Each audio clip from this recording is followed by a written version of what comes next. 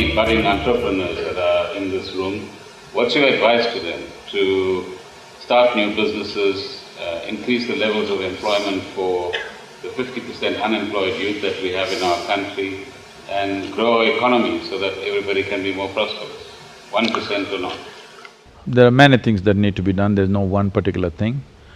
But entrepreneurship is something that needs a certain psychological ecology of its own.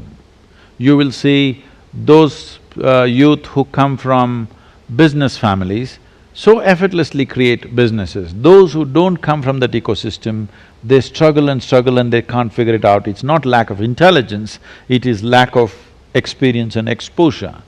So I would say one of the things is the youth who are wanting to do something, I'm sure there are many of them, if some kind of selection can be made and they're exposed to enterprises in similar conditions. Let's say in rural India, how people… any number of enterprises. India is a land of enterprise because till 2000, only 3% of Indians were employed, 97% were self-employed. So whether he may be selling 5 kilograms of vegetable or fruit or maybe a very large billion-dollar business, it doesn't matter. Even he understands how to do business, where he has to position himself, what he has to say, what he should not say. These are simple things, but till you're in it, you don't learn. So, learning this experience, not necessarily from the public, but there are institutes and institutions in India which can teach entrepreneurship. We ourselves in Isha are starting a leadership academy in Bangalore city, where youth from these countries can come and get exposed to variety of enterprise.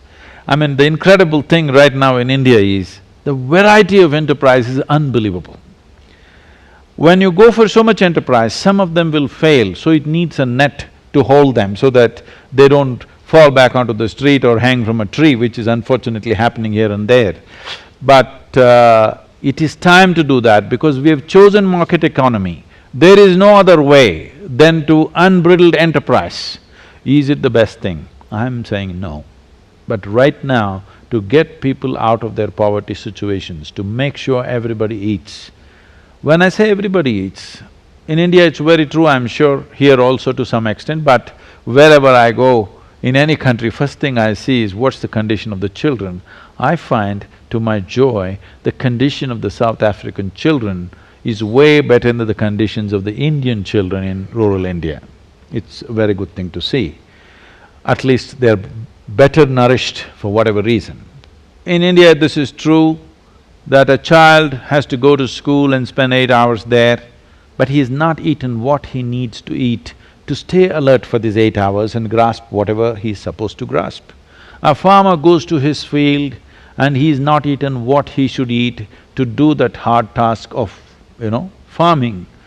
Or a pregnant woman has not eaten what she should eat to produce a lively, healthy child. These are terrible things. But these terrible things are happening because populations are large and we are not able to create a social net. So this is why this corporate social responsibility was brought in, but people find ways to use this money in so many different ways, that's another matter. But social net has to happen. But the danger of social nets is always about destroying the work culture and breeding lethargy. This is something the administrators have to carefully…